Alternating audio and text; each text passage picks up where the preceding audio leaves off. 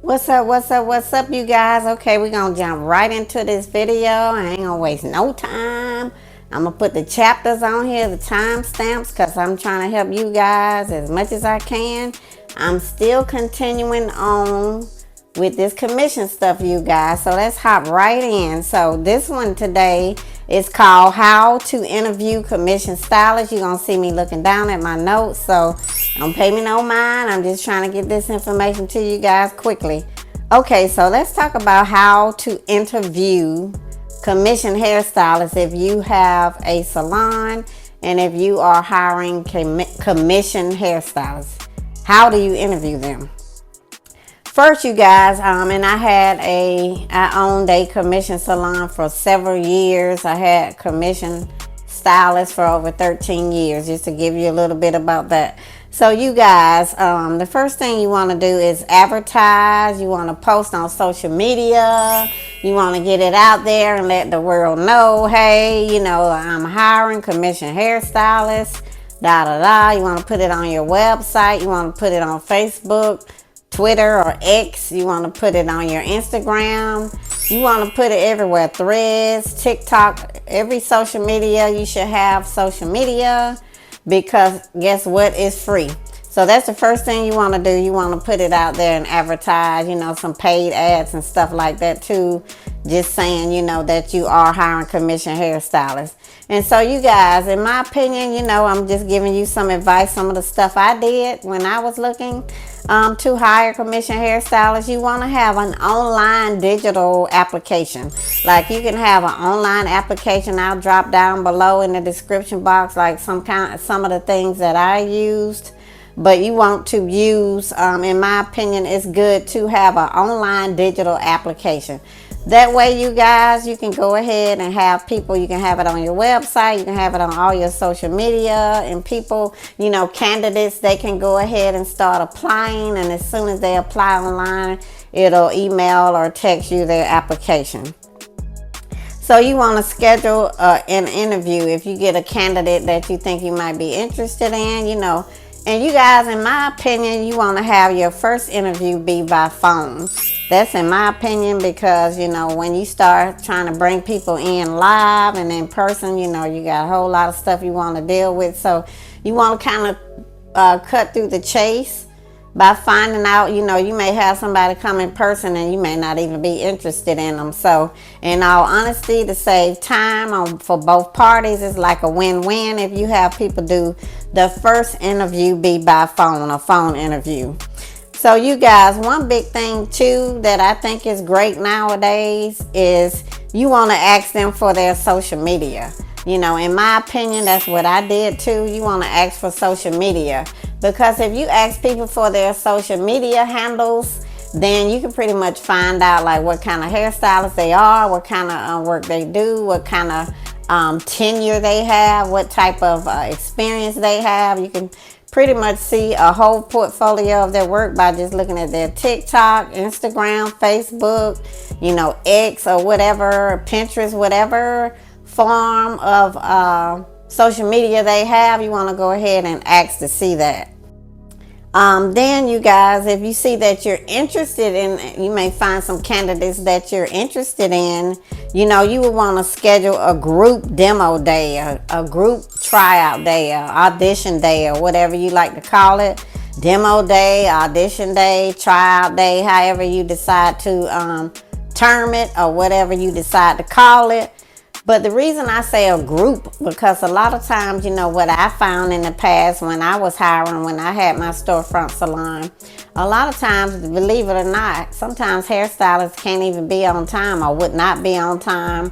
Or you would schedule like a one-on-one interview with them or a one-on-one demo day with them, and then they'll call you on the day of, maybe an hour and a half before they're supposed to be there, and be like, oh, I can't make it, or I'm gonna be late. And I'm not trying to badmouth anybody or anybody in this industry. I'm just saying that's a given. I'm sure sometimes that happens in corporate too. But I'm just trying to help you and tell you and be honest and transparent with you to help you as much as I can. So that's why I say group. Like, do like a group demo day where you have at least 2 or 3 candidates come in, you know, together You had them come in at the same time, and they bring a live model, and they demonstrate, you know, you tell them to plan to be there at least hour and a half, and you have them do a few things. Sometimes they'll want to know what you're going to have them do.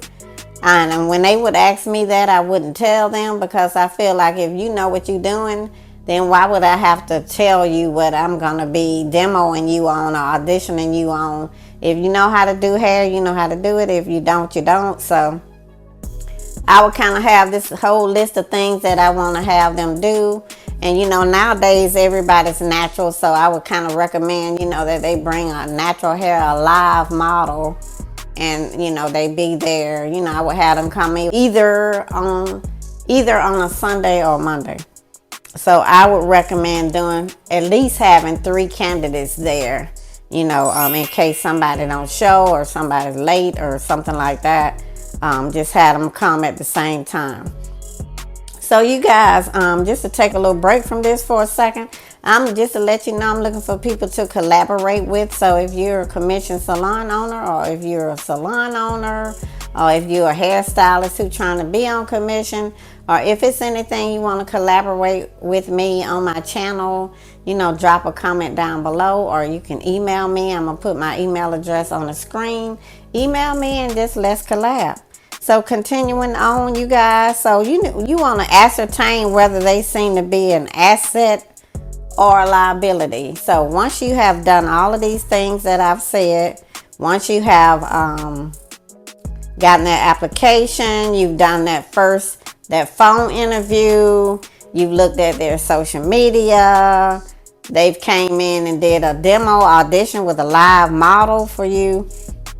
Now you're going to kind of ascertain and decide in your mind whether or not you think they seem to be an asset or a liability. Because again, this is commission. This is not booth rental. You know, a booth rental person is somebody who already has a book of business, a solid book of business, to where they can pay you a weekly booth rental. In all honesty, you guys, to be honest with you, a lot of booth rental people, they either are in a salon suite or they trying to work on getting their own storefront. But a lot of hairstylists or people in the service industry who already has a solid clientele, a solid book of business, a lot of them are not trying to be in storefront salons. They trying to own one, or they either in a salon suite. Not saying you won't get booth rental hairstylists, but I'm just saying, you know, you may want to add some commission staff to your team. So determine whether you feel like this person is an asset or a liability. Because no matter whether you hiring them to work at McDonald's, or you hiring them to work at in an office setting, or whether people are hiring people to work in a salon, no matter what type of work industry people are trying to hire for, we all who are hiring, we are looking for people to be assets and not a liability. So you want to kind of think about, okay, this person seems to be that they're going to be an asset or a liability. You want to ask them if they've ever worked on a commission structure before. To me, that's important, because some people don't know what to expect. Some people just have assumptions, and you don't know what's in people's head or what they think. You know, sometimes you can be treating people great, but they can feel otherwise. They can feel like, oh, I'm making all this money every week working here, but, you know, for some reason they may not be happy, you know, and to me, that's an inside job. So you want to kind of try to pull information from people, because sometimes people just won't voluntarily give you information. So you want to kind of ask them, have they ever worked in a commission salon before? If they say that they have, then you just kind of want to ask them what was they, you know, what was their commission percentage, what did the owner include? You know, try to get some information from them.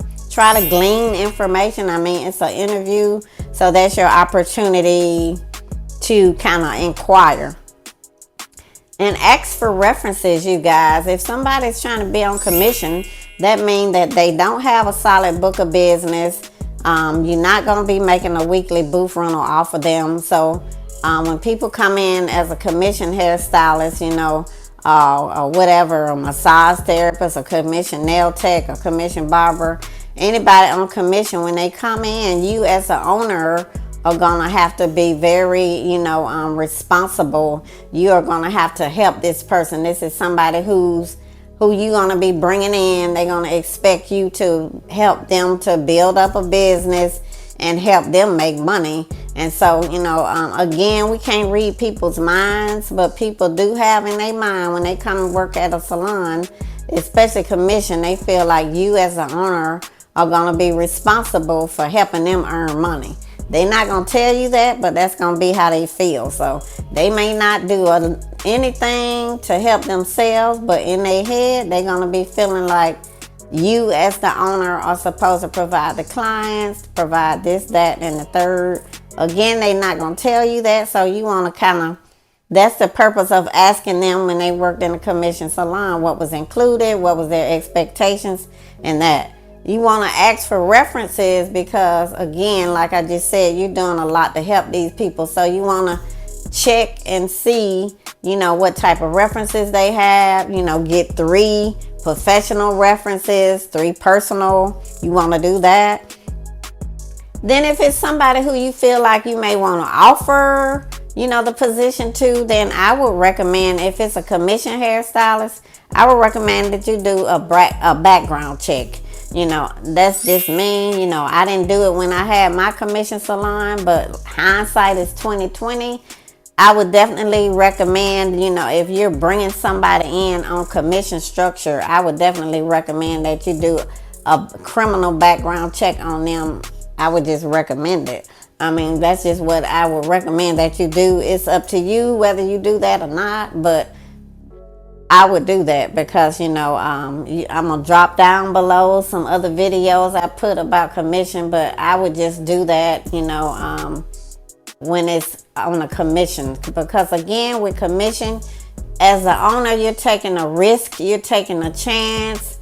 You don't know if the person is going to be an asset or a liability. You can try to figure that out by interviewing them and stuff.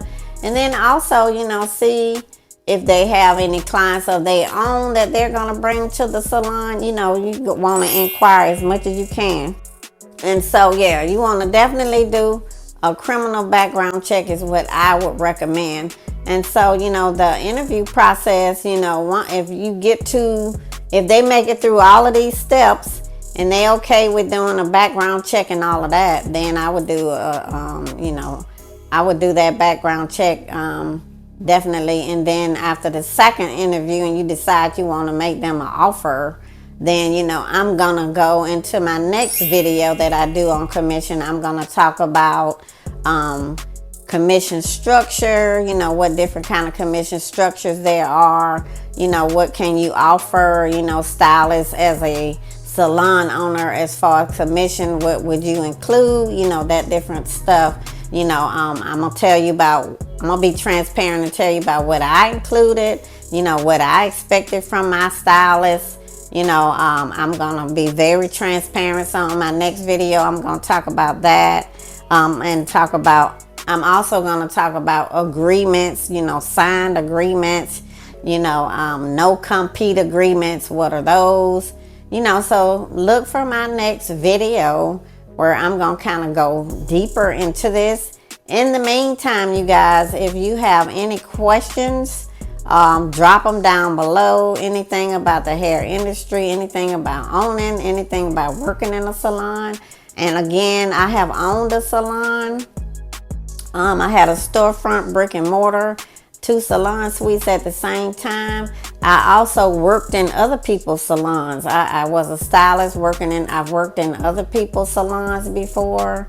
And so I have that side of it too. So I have both sides of it, you guys. I have several years in corporate America, over 20 something years in corporate America. I just actually retired from hair and went back to corporate America. So I work from home like 3 days a week and go in the office a couple of days a week. So kind of well-rounded in a lot of this, but it's just in my heart to help owners, especially when it comes to commission. Because in my opinion, I think it's a little bit more of a challenge for storefront salon owners to find booth rental hairstylists now. I think it's more of a challenge now. Back in the day, it was easier to find, booth rental hairstylists, but now You know, in my opinion, salon suites are trending. Like everybody wants to work in a salon suite. And I feel like if the stylists who are seasoned and who have a solid book of business, a solid clientele, I feel like most of them are working in either they have their own storefront, or either they're working in a salon suite. So I think it's more of a challenge as a storefront salon owner to find booth rental hairstylists. So I'm trying to give as much information, as much wisdom, and be as transparent as possible about how to hire commissioned hairstylists. So anyway, I hope this has helped you guys, this little information that I gave you. I'm going to continue on. You're going to look in that commission playlist, and then you're going to see me dropping videos down there. Again, your input, I hope you will decide to subscribe to my channel. I hope you'll share my videos. I hope you'll hit the notification button. And you know, all of that, you guys, is free. Subscribing, clicking the bell, giving me a like, a thumbs up, leaving a comment. That's absolutely free to do all that. And in the meantime, you're helping my channel grow. If you want to collab, you know, do that. Put the comment, send me an email, and then we can help each other's channel grow. But anyway, you guys, thank you so much for watching. I hope you have a blessed week. And I'm going to see you guys on my next video. See ya.